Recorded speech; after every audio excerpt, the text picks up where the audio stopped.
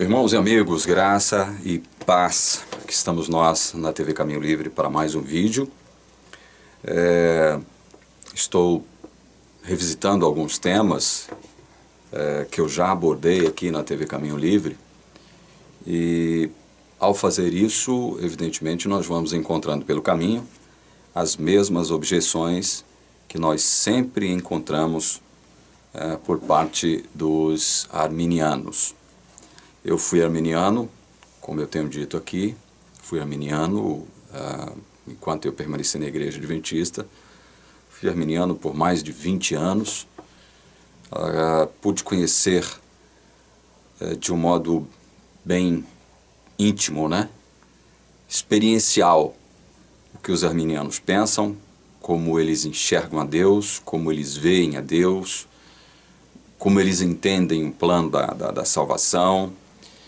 E sempre, mesmo sem entender a fundo tudo isso, sempre alimentei a ideia de que, dentro de mim, de que alguma coisa estava errada com esse entendimento. Nesse quebra-cabeças faltavam algumas peças. E, portanto, por faltar algumas peças do quebra-cabeça, eu não tinha condições de enxergar a imagem completa, a imagem cabal das coisas. Eu não sabia identificar que peças eram essas que faltavam, nesse entendimento arminiano sobre a salvação. Eu só sabia que estavam faltando algumas peças, e a falta dessas peças me impedia de enxergar a Deus como, na verdade, Ele se revelou na Sua palavra, e a entender o plano da redenção como, de fato, Ele revelou em Sua palavra também. Muito bem. Os arminianos vão dizer o seguinte: olha, Deus, Ele escolhe sim, Ele escolhe, Ele faz escolha. Só que Ele escolhe as pessoas diante da fé prevista. O que é isso? O arminiano vai afirmar que Deus elege sim, mas Ele elege com base na fé prevista por Ele mesmo. Porque Deus é onisciente, e todos os arminianos vão concordar com isso, que Deus é onisciente. Então eles têm que adequar o seu entendimento de salvação ao fato deles crerem na onisciência de Deus. Então eles vão dizer o seguinte: olha, Deus elege sim, mas não elege de forma incondicional, como afirmam os reformados, os calvinistas. Deus elege com base na fé prevista. Ele antevê, com base na sua presciência, Ele antevê aqueles que o aceitarão, aqueles que terão fé nele, e aí Ele os elege, mas com base na fé prevista. Quer dizer, então, que Deus só escolhe, olha só como isso é interessante, Deus só elege, só escolhe aqueles que Ele anteviu que creriam nele. Se Deus só escolhe aqueles que Ele anteviu que creriam nele, como é que estas pessoas podem se perder? Aí o arminiano diz: não, é porque nós fomos dotados com o livre-arbítrio e nós temos a condição, nós temos o poder de resistir a Deus. Nós podemos resistir a Deus. Vejam só como é interessante, como é confuso este entendimento da eleição de Deus, esse entendimento de salvação, esse entendimento de fé por parte dos arminianos. Vejam só como é confuso. Ao mesmo tempo em que eles dizem: não, Deus não elege, não escolhe incondicionalmente. Ele só escolhe aqueles que Ele anteviu que vão crer nele. Muito bem. Se Deus só escolhe aqueles que Ele previu que iriam crer nele, como é que esses a quem Ele previu que creriam nele podem se perder? Aí o arminiano: não, é porque eles podem resistir. Bom, então, nem esses a quem Deus escolhe estão com a salvação garantida. Ou seja, não há garantia de salvação nem para esses a quem Deus escolhe. Porque, segundo o entendimento arminiano, eles podem resistir à graça de Deus por conta do seu suposto livre-arbítrio. Viram? como isso é incongruente. E aí ele cita um texto que está aqui em Pedro, eu vou ler. Pedro, apóstolo de Jesus Cristo, aos eleitos, que são forasteiros da diáspora, no Ponto, na Galácia, na Capadócia, na Ásia e na Bitínia, eleitos segundo a presciência de Deus Pai, em santificação do Espírito, para a obediência e a aspersão do sangue de Jesus Cristo. Então eles citam esse texto aqui para consubstanciar o entendimento confuso arminiano que esta orientação teológica tem sobre Deus, sobre evangelho, sobre eleição, sobre salvação, sobre livre-arbítrio. Este é um dos principais textos elencados. Existem outros tantos textos elencados pela teologia arminiana para consubstanciar os seus argumentos. Então, somente segundo este texto aqui, a eleição é segundo a presciência de Deus. Deus, então, elege segundo a presciência dele, segundo a presciência que ele tem. Como é que Deus, eu fico tentando entender o seguinte, como é que Deus, onisciente que é, pode escolher alguém com base na previsão de fé? Deus antevê, né? Quem crerá, quem não crerá. Aí ele escolhe. Por exemplo, vamos abrir uma hipótese aqui.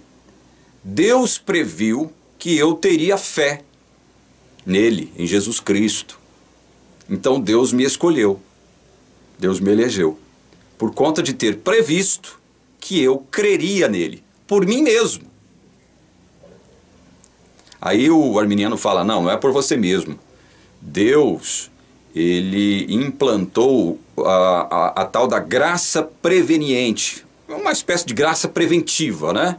É um poder que capacita as pessoas a crerem em Deus.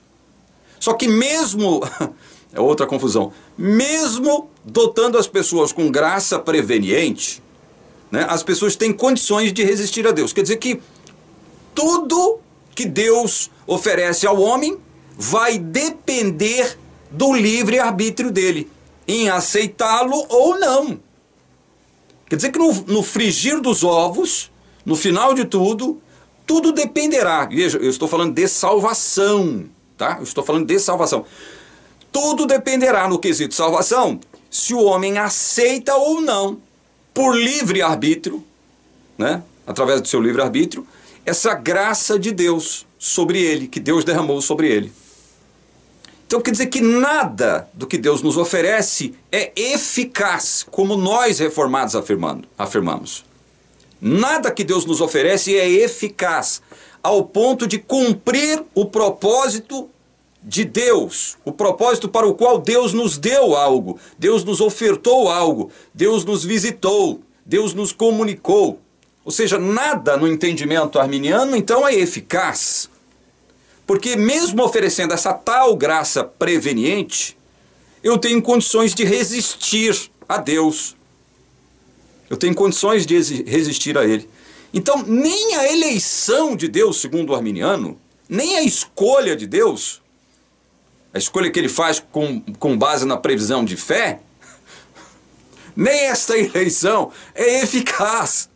Nem essa eleição pode fazer absolutamente nada se o homem decidir o contrário, se o homem decidir rejeitar. Você sabe, eu fico pensando o seguinte, um dos motivos pelos quais os arminianos eles engendraram esse esquema confuso, esquisito, estranho à palavra de Deus, é porque eles não saberiam objetar a acusação de que se for o contrário, Deus é um Deus tirano, arbitrário, né, ditatorial, porque ele força, olha só, ele força as pessoas ele violenta a vontade das pessoas, de forma arbitrária, de forma ditatorial, no sentido de fazer com que essas pessoas o sirvam mesmo contra a vontade delas. Aí eu pergunto, quando foi que a teologia reformada, que não foi engendrada por Calvino, ao contrário do que muitos dos arminianos pensam, quando foi na teologia reformada que nós afirmamos isto? O problema é que o entendimento arminiano, a mentalidade arminiana, por conta de assumir os seus pressupostos, ela fica desse tamaninho aqui, ó, desse tamaninho. Fica tentando enquadrar Deus, circunscrever Deus nas categorias humanas, em categorias humanas. É como se Deus fosse humano. Né? O Deus arminiano é um Deus que se submete ao livre-arbítrio humano, porque do contrário ele será um Deus arbitrário, ditatorial, impositivo, que violenta a vontade das pessoas segundo, vamos dizer eles, segundo o entendimento calvinista ou reformado. É este o entendimento nosso? Nós pregamos isso, que Deus violenta a vontade das pessoas? Nós pregamos isso? Nós pregamos que Deus é arbitrário?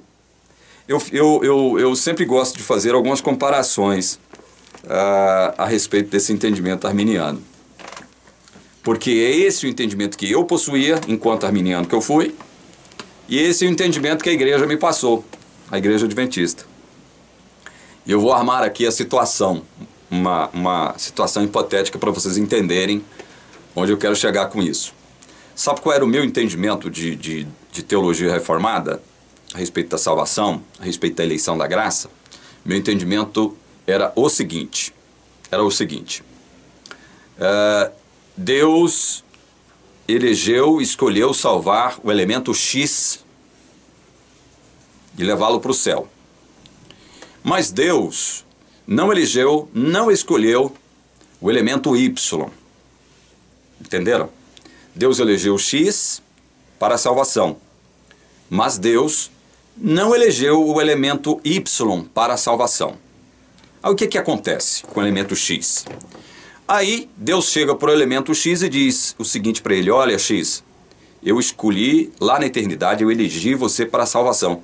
Aí X se volta para Deus e diz o seguinte: mas, Senhor Deus, eu não quero ser salvo. Eu não quero ir para o céu, não quero viver no paraíso, eu não quero. Isso não me atrai. Isso não me atrai.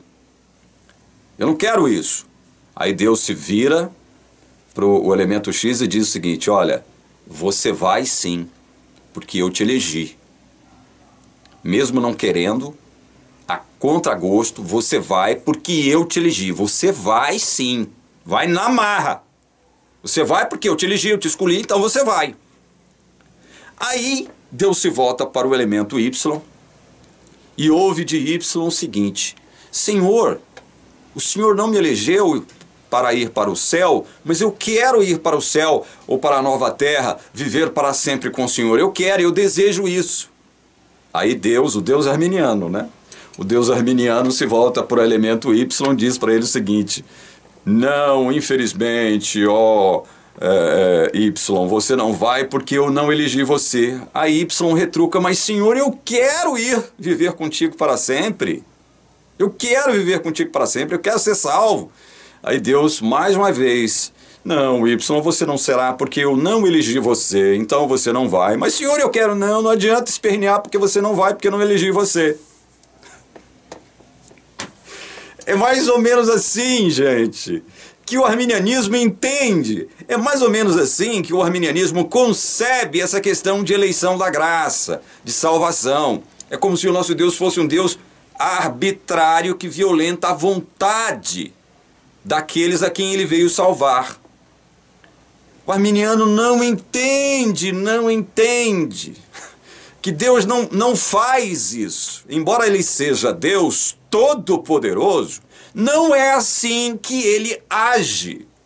Não é assim, violentando a vontade daqueles a quem ele escolheu salvar. ou resistindo à vontade daqueles que ele não escolheu salvar, mas que possivelmente querem ser salvos. Então nós teríamos a possibilidade de haver no céu, na nova terra, gente que estará lá, que não queria, mas Deus levou na marra. Existirá lá gente contrariada. É impressionante isso, né? Existirá no novo céu, na nova terra, enfim, vivendo com Deus para sempre, gente muito contrariada porque lá não queria estar, mas estão lá porque Deus arbitrariamente os escolheu e os levou na marra para viver com eles. E não haverá lá gente que poderia estar lá porque queria estar lá, mas não estará lá porque Deus não concedeu que lá eles estivessem, mesmo eles querendo lá estar. Olha só que confusão, meu Deus do céu. Olha só que Deus terrível e espantoso é esse. Essa é a mentalidade arminiana. É assim que nós devemos conceber a ideia arminiana de Deus, com base nos seus pressupostos. É tudo uma confusão, é uma saraivada de equívocos, de contradições, de incoerências, inconsistências. É tremendo isso. Então, o arminiano não entende. Ele não entende, primeiro, que ele não entende as consequências reais do que aconteceu lá no Éden, quando Adão e Eva comeram do fruto da árvore do conhecimento do bem e do mal, mesmo diante da advertência de Deus, mesmo diante da ordem de Deus, dizendo o seguinte: olha, não comam deste fruto, porque no dia que vocês comerem, vocês irão morrer. E o arminiano não entende isso, que embora Adão e Eva não tenham morrido imediatamente após comerem do fruto proibido, eles morreram espiritualmente, ou seja, passaram a morrer a partir de então, não só física, não só biologicamente falando, mas espiritualmente falando, eles morreram imediatamente, morreram espiritualmente e passaram a morrer processualmente, biológica, fisicamente falando. Ou seja, quando eles morrem espiritualmente falando, ou seja, já estavam condenados à morte eterna. Essa morte é eterna, não é a morte parcial. O arminiano não entende que isto acarretou ao ser humano uma pleiade de incapacidades, um conjunto de incapacidade, de inaptidão. O homem, a partir de então, não teria mais condições nem físicas, nem mentais, nem psicológicas, nem emocionais, muito menos espirituais, de buscar Deus. Porque ele estava morto. Estava morto para este mesmo Deus. É por isso que Paulo, aos Efésios, eu não vou comentar Pedro agora, depois eu posso fazer uma análise desse texto aqui, tá bom?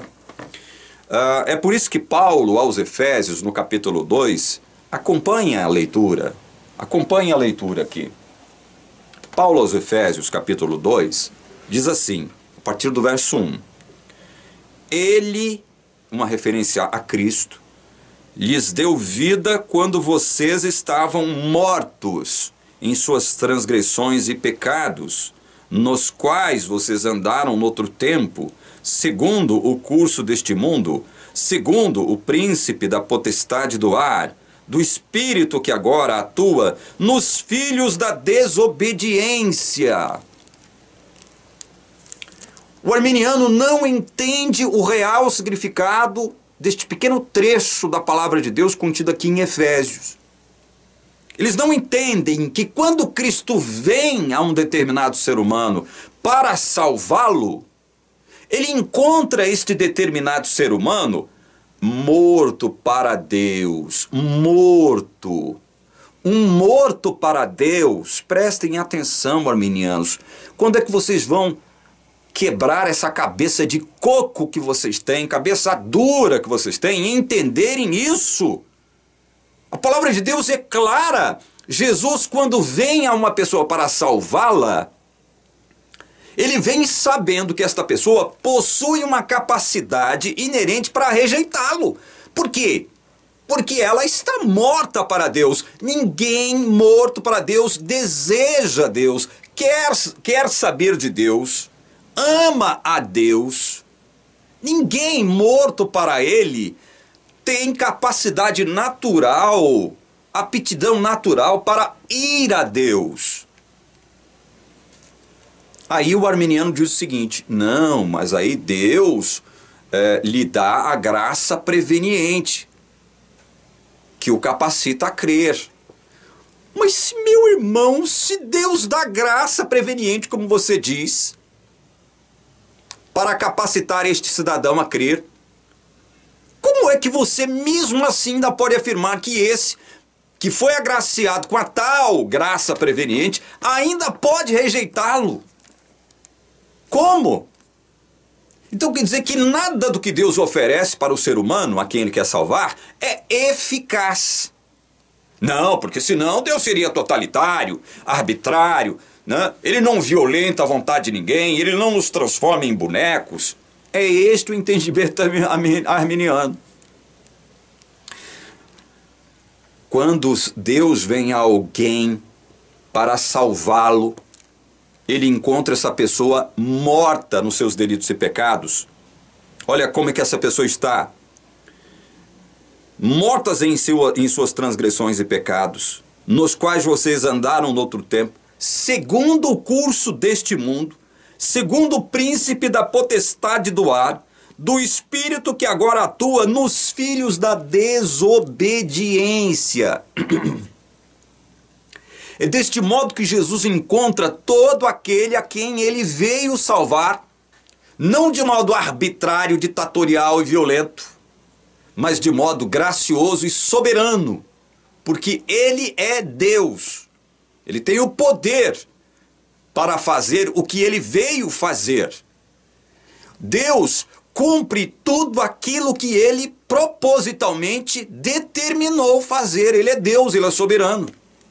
Não do modo como a teologia arminiana pensa, imagina que Ele o fará, se não for do modo como eles pensam que Deus tem que agir. Não do modo como os arminianos pensam que Deus tem que agir. Então vejam, como é que estas pessoas que estão mortas para Deus, como é que estas pessoas entendem Deus? Como é que elas se relacionam com Deus? Como? Paulo está dizendo aqui, olha, segundo o curso deste mundo, segundo o príncipe da potestade do ar, que é o próprio Satanás, segundo o espírito que atua nos filhos da desobediência, Essa pessoa que está morta para Deus, ela é filha da desobediência. Qual a desobediência? A desobediência de Adão e Eva, lá no Éden. Todos nós que chegamos a este mundo, como vontade do nosso pai e da nossa mãe, chegamos enquanto mortos para Deus. Somos filhos da desobediência de Adão. É por isso que Paulo diz que em Adão todos nós estamos irremediavelmente mortos. Quando ele diz mortos, esse morto aqui é morto condenado para sempre. Não há remédio para isso. Em Adão todos nós morremos, em Adão todos nós estamos condenados, somos filhos da desobediência. Quando nós chegamos a este mundo, chegamos neste mundo enquanto filhos da desobediência. Desobediência de quem? De Adão. Isto a teologia arminiana nunca compreendeu. E diz assim, entre eles também, nós todos andamos no passado, segundo as inclinações da nossa carne. Olha, é isso que um filho da desobediência faz, anda segundo as inclinações da sua carne. A inclinação da carne de um filho da desobediência é inimizade contra Deus, diz Paulo em Romanos capítulo 8, versículos 7 e 8. O filho da desobediência, que está morto para Deus, ele anda segundo a inclinação. A inclinação da carne é inimizade contra Deus. A carne se inclina contra Deus. E olha o que Paulo diz mais. Fazendo a vontade da carne e dos pensamentos. Fazendo só a vontade da carne e dos pensamentos que são carnais. É assim que age um morto para Deus, é assim que age um filho da desobediência. E o que ele diz mais? E éramos por natureza filhos da ira, como também os demais. Ou seja, estão debaixo da ira desse Deus maravilhoso que disse o seguinte para Adão lá no Éden: no dia que você comer desse fruto aqui que eu proibi você comer, vocês vão morrer. Vocês vão enfrentar a minha ira, justa ira. Porque Deus disse, obedeçam-me e vocês vão viver. Desobedeçam-me e vocês vão morrer. É simples assim. Mas não, para o arminiano, mesmo vindo a este mundo com as nossas capacidades espirituais completamente mortas, não, aí é o seguinte, Deus nos dá a graça preveniente, com a qual a gente pode crer nele. Só que tem um detalhe, a gente ainda assim pode resistir a ele, porque ele nos deu o livre-arbítrio. E ele não violenta o nosso livre-arbítrio. Deus respeita o nosso livre-arbítrio. Ele se submete ao nosso livre-arbítrio. Ele é todo poderoso, sim. Só que ele não pode violentar o nosso livre-arbítrio. Gente, é verdade, Deus não pode violentar, não é o seu livre-arbítrio, não. Porque violentar é algo contrário à natureza de Deus, violentar alguém. Agir de modo arbitrariamente mal contra alguém. É contrário à natureza desse Deus maravilhoso. Se ele não age de forma arbitrariamente má, se ele não violenta a vontade de alguém, agindo contra a vontade dessa pessoa, tipo assim, querendo levá-la na marra para o céu, você vai. Não, mas eu não quero isso, não, mas você vai. Eu escolhi você, então você vai. Se Deus não age desse modo, como é que a Bíblia diz que Deus faz? É aí que nós precisamos entender a palavra de Deus, amados irmãos. É aí que nós precisamos entender a palavra de Deus. Olha, e aí eu tomo a palavra de Deus, o que Deus diz aqui em Isaías, capítulo 14. Leiam comigo Isaías, capítulo 14, o verso 24. Deus diz assim, olha... Jurou o Senhor dos Exércitos, dizendo, como pensei, assim sucederá. E como determinei, assim se efetuará. Olha o verso 27. Porque o Senhor dos Exércitos o determinou. Quem, pois, o invalidará? A sua mão está estendida, quem, pois, a fará voltar atrás? Veja uma afirmação da palavra do Senhor. Como o Senhor pensa, assim sucederá. Como o Senhor determina, assim se efetuará. É desse modo que Deus age. E quando Deus age, quem é que pode impedir uma ação de Deus? Leiam comigo Isaías 43. E o verso 13, 43 de Isaías, verso 13. Ainda antes que houvesse dia, eu era, e nenhum há que possa livrar alguém das minhas mãos. Agindo eu, quem o impedirá? Muito bem. O arminiano pode dizer, não, esses textos que você leu estão justamente consubstanciando, estão chancelando o nosso entendimento. Não. Ou o entendimento que eles têm a nosso respeito. Entendimento que eles acham que o reformado ou o calvinista tem a respeito de Deus. Olha, nós temos que tentar compreender Deus a partir da revelação, não a partir da nossa razão. Porque Deus não está circunscrito às lógicas humanas, ou à lógica humana, à ciência humana, aos postulados humanos. Deus é Deus. Mas Deus diz-nos na sua palavra que assim como Ele pensa, Ele age, assim como Ele determina, Ele efetua. Quando Ele age, ninguém pode impedi-lo. Não há esse que tem condições de impedir a Deus. Então, é como o arminiano nos acusa, que nós pensamos a respeito de Deus, que Deus violenta assim a vontade de alguém. Vamos ver isso? Leia comigo Jeremias capítulo 23. Jeremias capítulo 23, versículo 7. Aliás, perdão, 24 de Jeremias, versículo 7. Dar-lhes-ei coração para que me conheçam, que eu sou o Senhor. Eles serão meu povo, e eu serei o seu Deus, porque se voltarão para mim de todo o seu coração.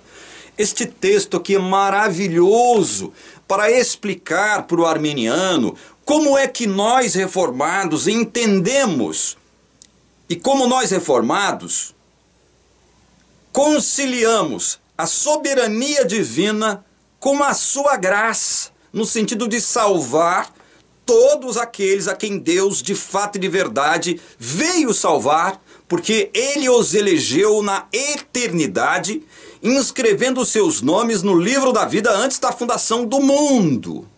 Como diz Apocalipse 13, 8, Apocalipse 17, 8. Então este texto é interessante por isso, porque esse texto explica.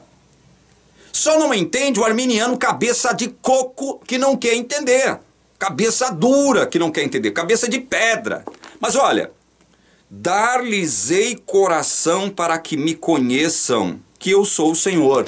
É assim que Deus age, arminiano. Deus não é totalitário, não é ditatorial, não é um Deus violento, que chega até o ser humano e pisa na sua vontade, violenta a sua vontade, não. O que Deus faz aqui? Ele faz, eu vou me utilizar de uma metáfora agora para que você possa entender, já que eu não tenho condição de desenhar aqui para você. Ele faz um transplante de coração. O que é coração na Bíblia, arminiano? Você sabe que coração na Bíblia, você sabe disso, eu sei que você sabe, é mente. É a metáfora que a Bíblia se utiliza, os escritores bíblicos que se utilizam para se referir à mente, mente. Então o que Deus na verdade faz é um transplante de coração, é um transplante de mente. Não é de forma arbitrária que Deus age, violenta, como se ele fosse um Deus mau, um Deus terrível, um Deus que vai levar para o céu gente que mesmo que para o céu não quer ir. E que não levará mesmo aqueles que querem ir porque ele escolheu arbitrariamente não levá-los. Não é assim. Ele faz um transplante de coração. É um transplante de mente. Ele cria condições na nossa mente, porque ele é Deus, ele tem esse poder para fazer isso, arminiano. Ou você não crê que Deus tem o poder para fazer isso, arminiano? Ou você não crê no poder de Deus para fazer isso? Deus transplanta o nosso coração de pedra, em lugar disso coloca um coração de carne, um coração sensível à sua voz, um coração sensível à sua vontade, uma mente. Como ele faz isso nós não sabemos, porque ele não nos revelou, arminianos. Ele não nos revelou, mas ele faz. Então ele tira o coração de pedra e coloca um coração de carne. O que significa isso? Um coração sensível à sua voz. É necessário ele tomar esta atitude. Por quê? Porque ele não é um Deus arbitrário, totalitário, como vocês afirmam que nós concebemos a Deus deste modo.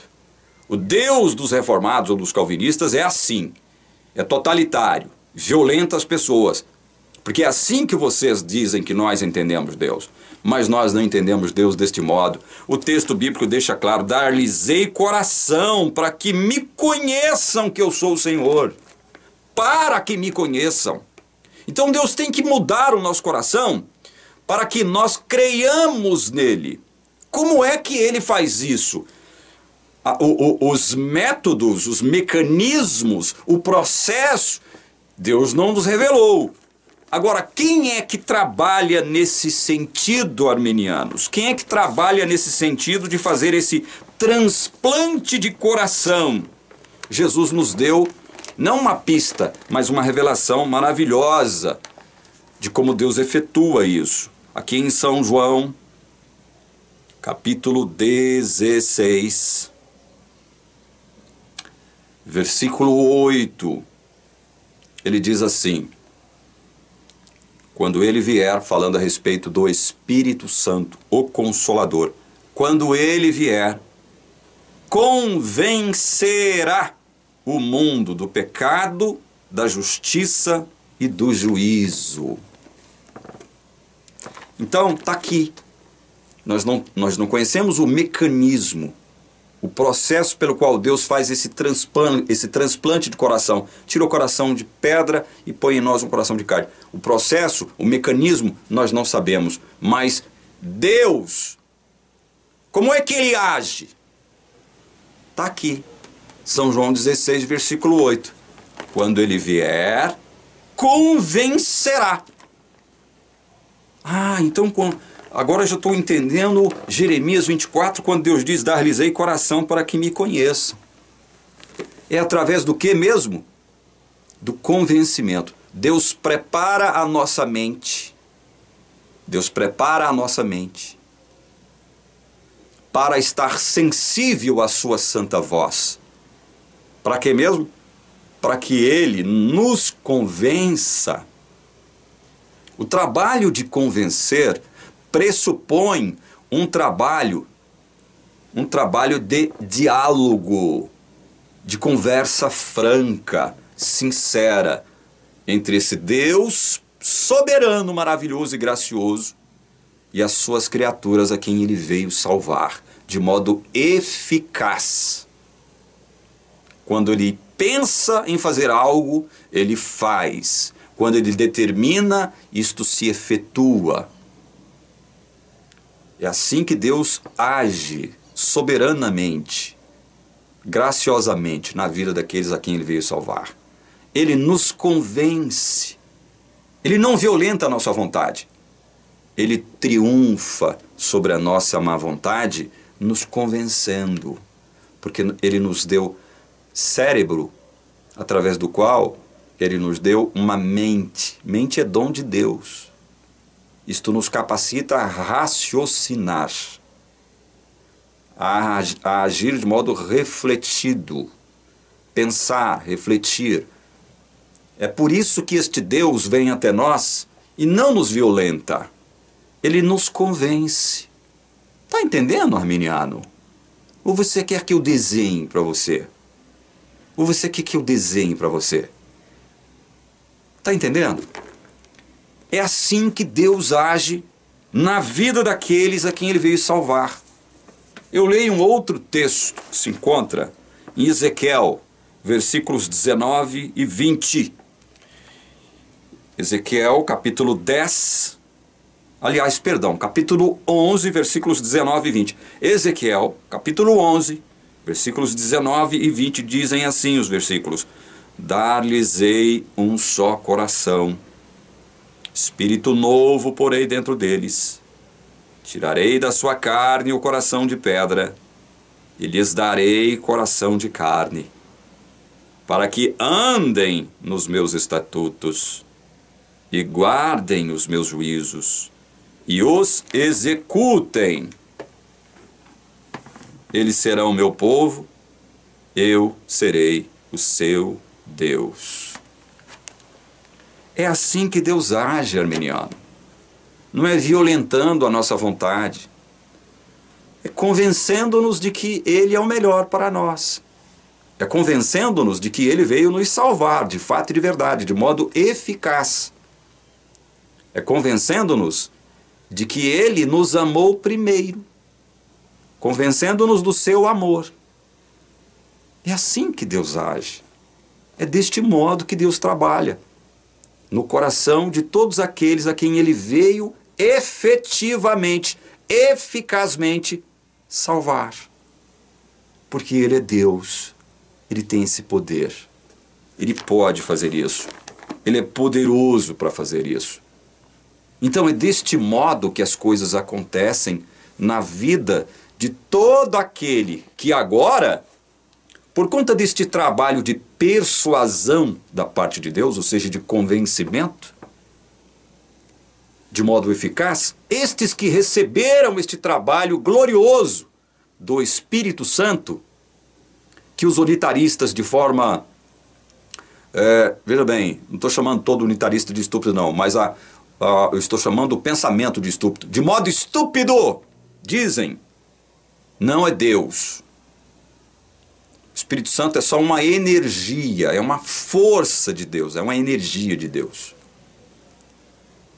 Uma energia tem vontade, uma força tem vontade, né? Essa energia tem vontade própria, tem pensamento, tem todas as características de um ser. Né? Deus precisa de energia, é uma espécie de controle remoto de Deus, o Espírito Santo na visão unitarista, né? Não é Deus. E não adianta o unitarista vir aqui na sessão de comentários tentar colocar na nossa mente de nós cristãos trinitários que o Espírito Santo não é Deus, que o Espírito Santo não é uma pessoa. Vão caçar um pau para vocês subirem. Vão chupar prego vocês. Vão chupar prego vocês. Fiquem vocês com o unitarismo de vocês. Eu tenho que ser mal educado desse jeito mesmo. Porque mesmo dizendo que eu respeito, que eu não debato com eles essa questão, porque é uma questão muito delicada, porque envolve conhecimento de Deus, Deus é infinito, eu sou finito. Como é que eu posso, uma ameba como eu, posso querer definir Deus, circunscrever Deus, explicar Deus? Como? Não, mas para os unitaristas é tudo muito simples, né? Tudo muito simples. Tá tudo equacionado. Deus é um só, Jesus não é Deus, o Espírito Santo não é Deus, é só uma força, uma energia, uma influência. Então fiquem vocês com o unitarismo de vocês e nos deixem em paz. Vão chupar prego. Vão chupar prego, vão caçar um pau para vocês subirem. Ah, meu Deus do céu, tem que ser mal educado de vez em quando aqui, porque é brincadeira. É brincadeira. Vão trabalhar com as almas, com os incautos que vocês conseguem convencer. Não nós cristãos que cremos na palavra de Deus, que afirma a existência de Deus Pai, afirma a existência de Deus Filho e afirma a existência do Espírito Santo enquanto Deus. Deus é Espírito. Se Deus é Santo e Deus é Espírito, o Espírito Santo é Deus. Pronto e acabou. Eu não vou admitir nenhum unitarista vir aqui com desaforos para cima de mim. Não venham com desaforo para cima de mim, não, porque vai levar desaforo para casa também. Entendeu? Então, olha, voltemos à nossa questão. Voltemos à nossa questão. Deus é soberano. Deus é poderoso. Deus é gracioso para fazer o que Ele quer fazer naqueles que Ele veio salvar. É por isso que quando Deus nos convence, veja bem, quando Deus incute em nós a sua mente, a sua vontade, nós não temos mais o poder de resistir, sabe por que não? Porque Ele nos convenceu de que Ele é o melhor para nós. Como é que eu, convencido de que Deus é o melhor para mim, vou resistir a Ele, resistir à sua vontade? Agora, a minha vontade se coaduna com a vontade de Deus, não porque Deus me violentou, mas porque Deus me convenceu de que a sua vontade é a melhor para mim. Por isso que João, no capítulo 1, vamos ler? João, no capítulo 1, versos 12 e 13, diz assim, os textos. Mas a todos quantos o receberam, João falando a respeito de Jesus, daqueles que receberam a Jesus.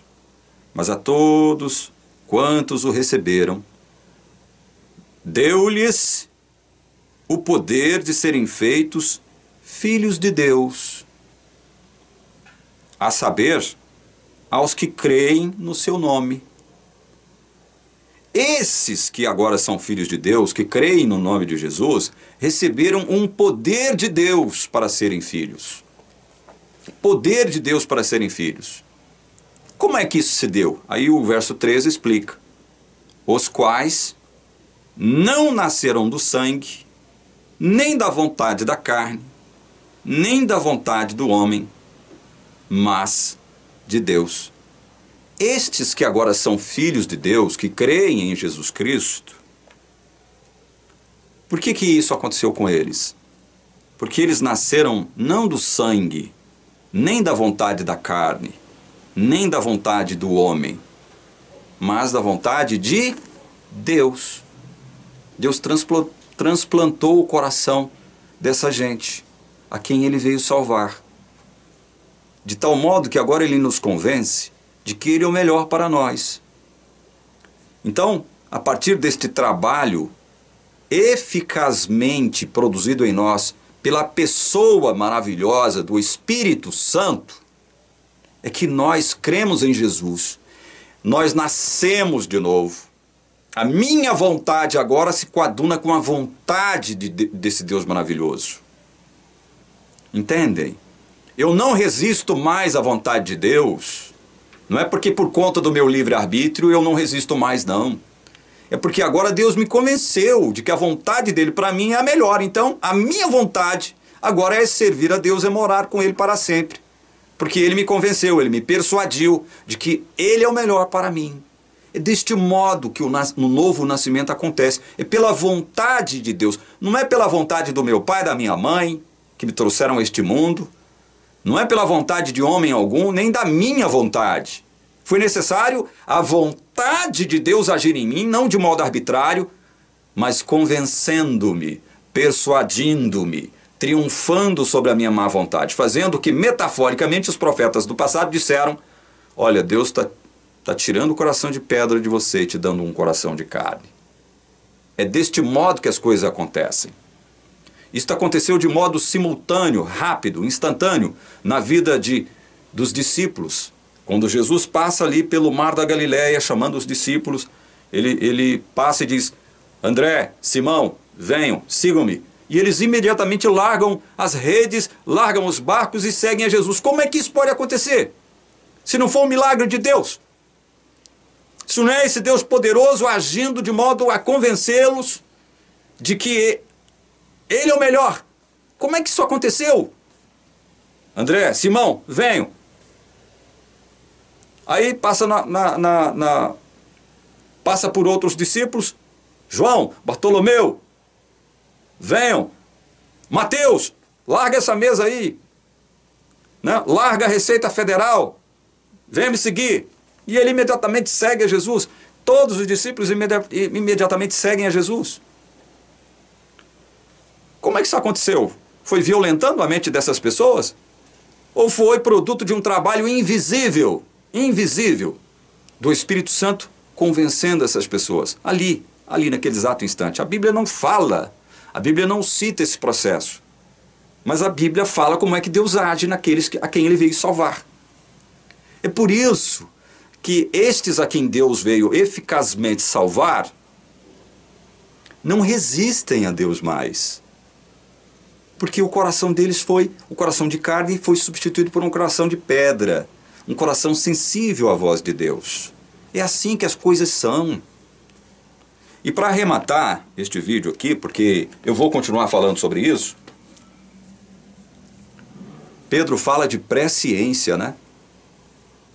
Pedro fala de presciência fazendo uma alusão a todas as profecias que Deus nos deu através dos seus profetas,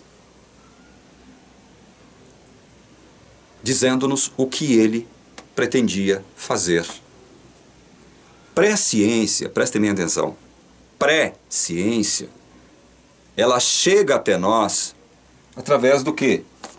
Através das Escrituras Sagradas, através das profecias. Isso é presciência para nós. Deus tem a onisciência. Onisciência é o conhecimento que Deus tem do sempre. Deus está no sempre. Ele não está no tempo.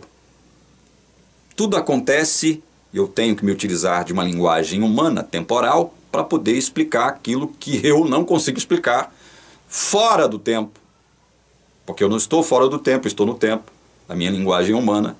E, obviamente, eu tenho que lançar mão de uma linguagem humana para explicar aquilo que eu ainda não entendo perfeitamente. Eu posso simplesmente arranhar a superfície desse entendimento.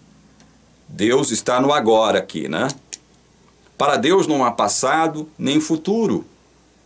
O que para Deus há é o agora. É o sempre. Não há pré, não há pré, nem há pós, não há amanhã para Deus. Será que vocês entendem? Deus possui a onisciência. Presciência é para nós. Presciência nada mais é do que um conhecimento que nos foi adiantado.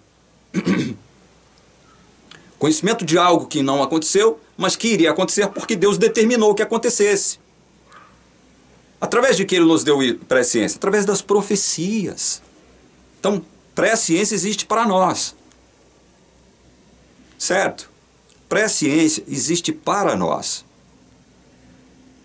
Então, eu tentei aqui neste vídeo, mais uma vez, né, como eu fiz inúmeras vezes em vídeos passados, tentar mostrar a diferença, né, entre um Deus arbitrário, né, o que seria um Deus arbitrário, né, que violenta a vontade das pessoas, e um Deus soberanamente gracioso, que ao invés de violentar a nossa vontade, nos convence, nos persuade, triunfa sobre a nossa má vontade, com a qual nós nascemos. Todos nós que viemos a esse mundo naturalmente, como vontade do nosso pai, da nossa mãe, nascemos com essa má vontade, como filhos da desobediência, filhos da ira, escravos de Satanás, mortos para Deus.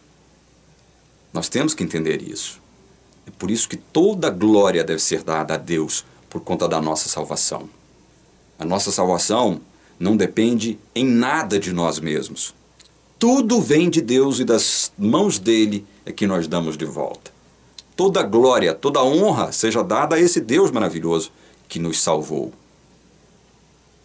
É por isso que toda glória e toda honra deve ser dada somente a Deus.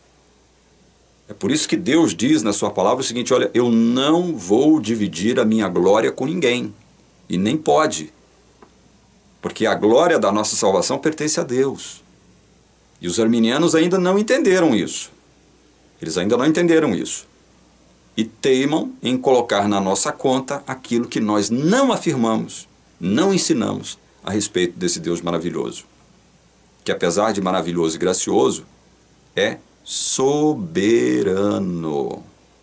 Eu vou continuar falando sobre esse assunto, pela graça de Deus, e para a glória desse mesmo Deus triuno.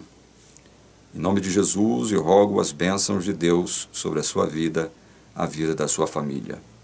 Amém.